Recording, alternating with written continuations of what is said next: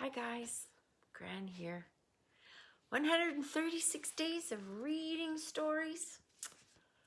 You know, there are some times that you just need to drop your shoulders, as I've been instructed numerous times. Drop your shoulders and breathe in and hold it, hold it, hold it, hold it, hold it. Or as I did in class, hold it, hold it, hold it, hold it, hold it, and then let it out slowly, dropping your hands for a count of 8. And again. And hold it, hold it, hold it, hold it, hold it, hold it, hold it.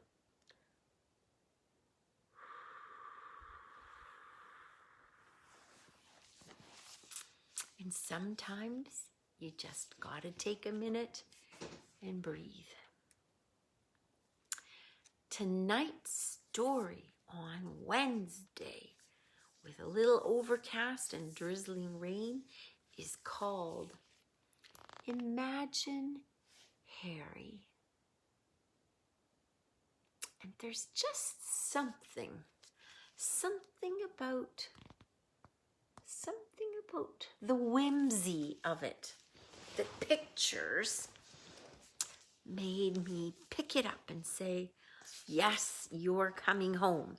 And then as I go through the checkout, the fine person behind the counter goes through the books, puts them in an order, drops them in the bag, and I get them home, and one at a time, in order that she's put them in, I take them out and I read them to you. So tonight's story is Imagine Harry. And here in the dust cover, there's some information about the book in general. This keeps the book nice and clean. It used to be in a school somewhere.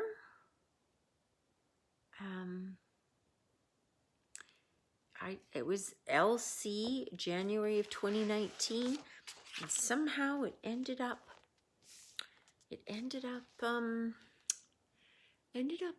the store. So it's written by Kate Klise, and it's illustrated by M.Sarah Klise.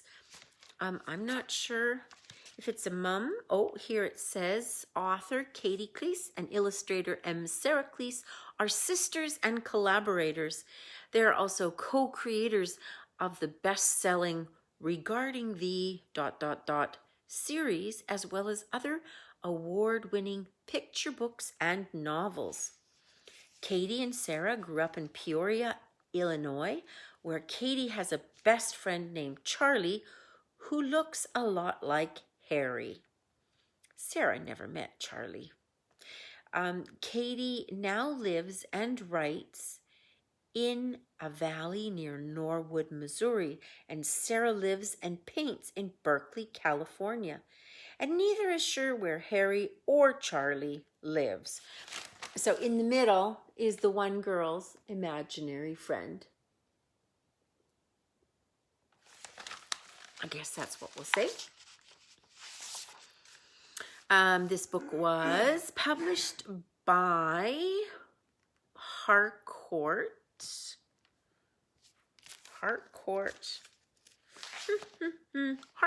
Inc.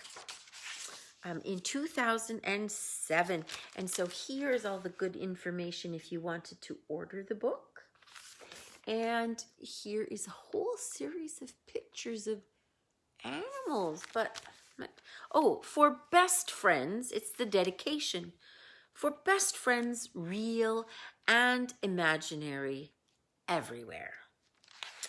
So, as you know, I'm reading for the grandchildren, and I'm so pleased to have anybody else along, especially my mom. And I know Luke likes to watch, and all our other special friends, and our grandchildren of our special friends.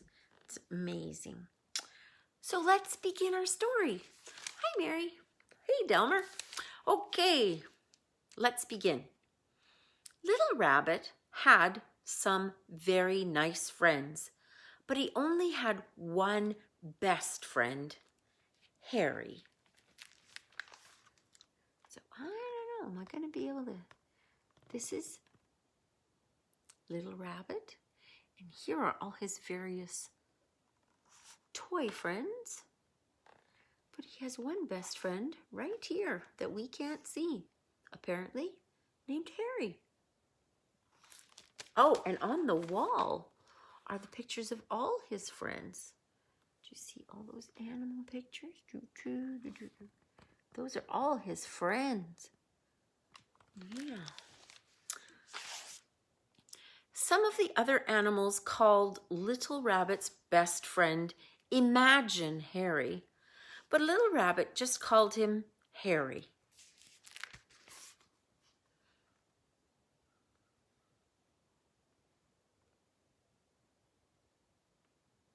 They kind of look like they might be giving him a hard time.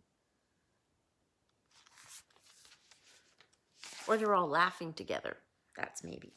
In winter, Little Rabbit and Harry played in the snow.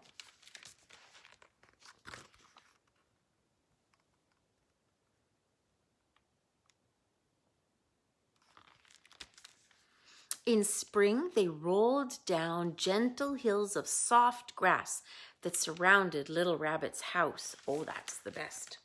To roll down the hill in the grass.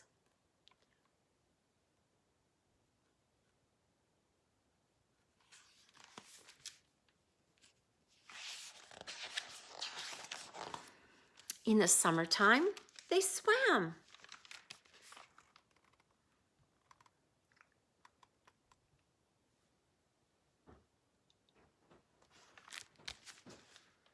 And climbed trees.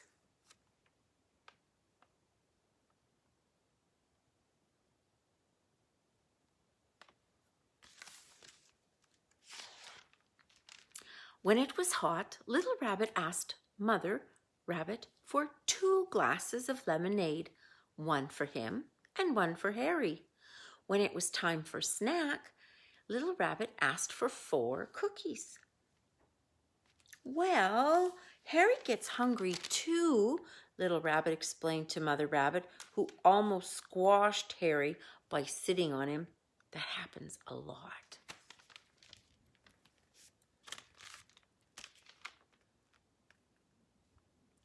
So there's where they're playing together. Mom!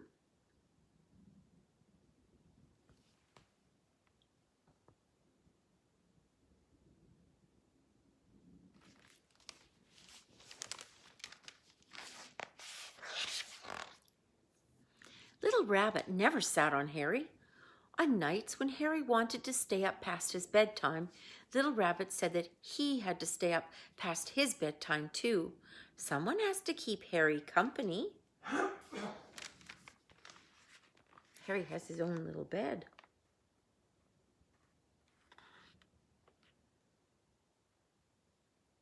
Sort of like Aaron's.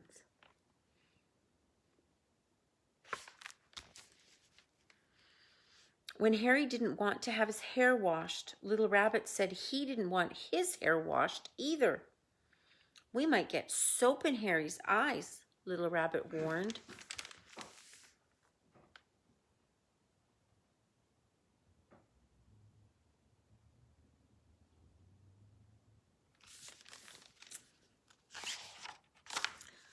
Once, when Mother Rabbit fixed Brussels sprouts for dinner, Little Rabbit, he said he couldn't have any on his plate. Harry didn't like the smell. Your friend Harry is starting to wear out his welcome, Mother Rabbit said. Shh, Little Rabbit whispered. You're hurting Harry's feelings. Besides, Harry always has nice things to say about you.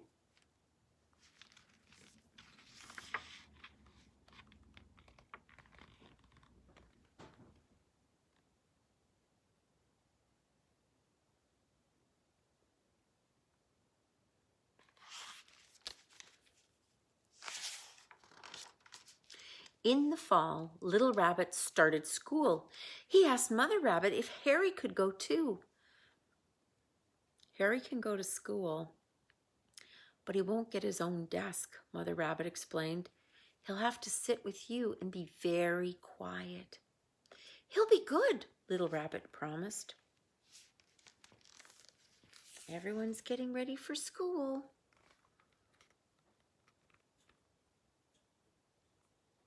You see, turtles have their books strapped to their back.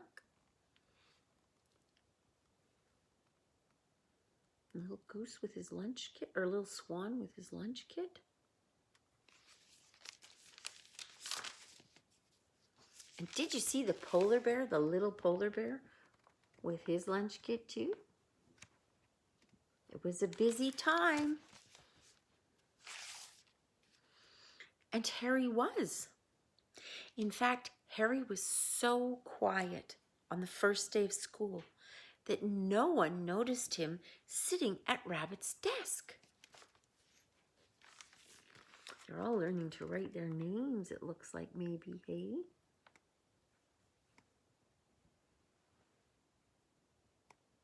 Does your class look like that sometimes? And when a classmate passed out birthday treats, Harry told Little Rabbit he didn't need a snack. Harry was very thoughtful that way. You ever have cupcakes for your birthday at school? Whoops. Or cake? I know some of your mummies have made them. Yeah.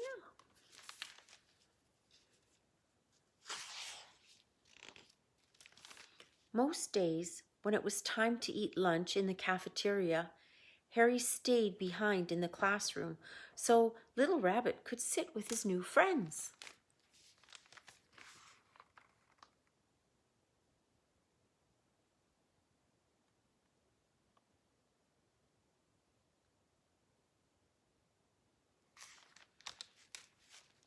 And then one day, during a particularly fun music class, Harry whispered softly in Little Rabbit's ear, "I'm tired. I think I'll take a nap." "Okay, Harry," Little Rabbit whispered back. "See you later."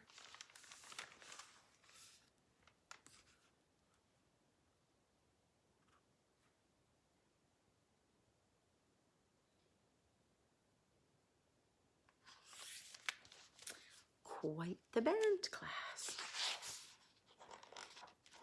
Shortly after the first snowfall, Little Rabbit was invited to an ice skating party.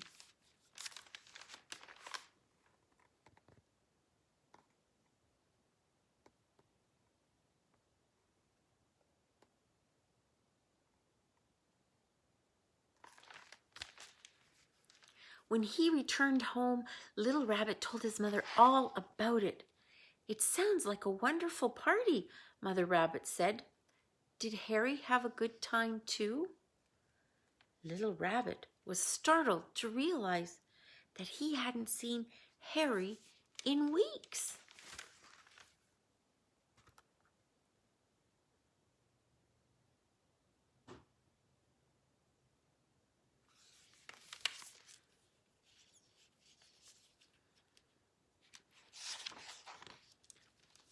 "Harry moved away," Little Rabbit said. "He's got his own house now." "Oh," said Mother Rabbit, "he's certainly welcome to visit any time."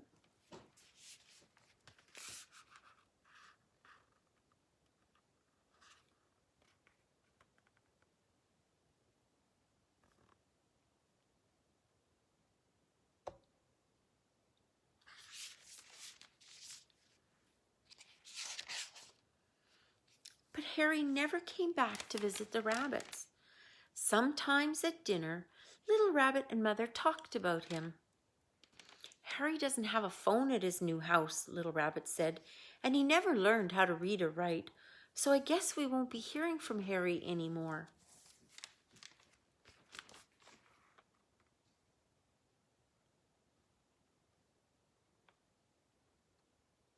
Carrot cake and Brussels sprouts. Ooh.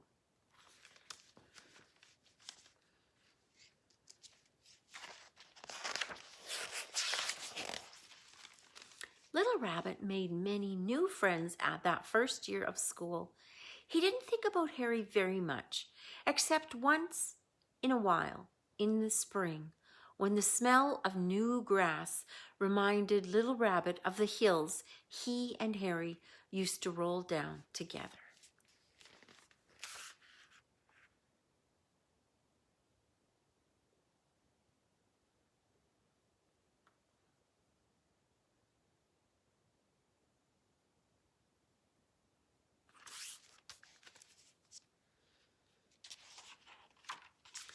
Harry loved doing that.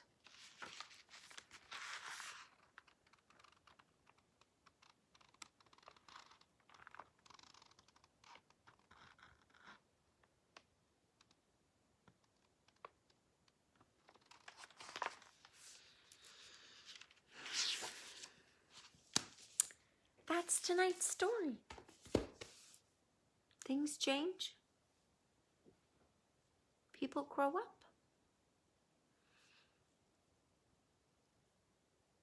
Maybe Harry moved away. I don't know. Anyway, I hope if you've had a Harry or a Charlie in your life, it was fun. And I hope you're still having fun. And that's the story for tonight. So thanks for watching. See you tomorrow. Sweet dreams. Jesus keep you. Good night. Again, thanks for watching. Mwah.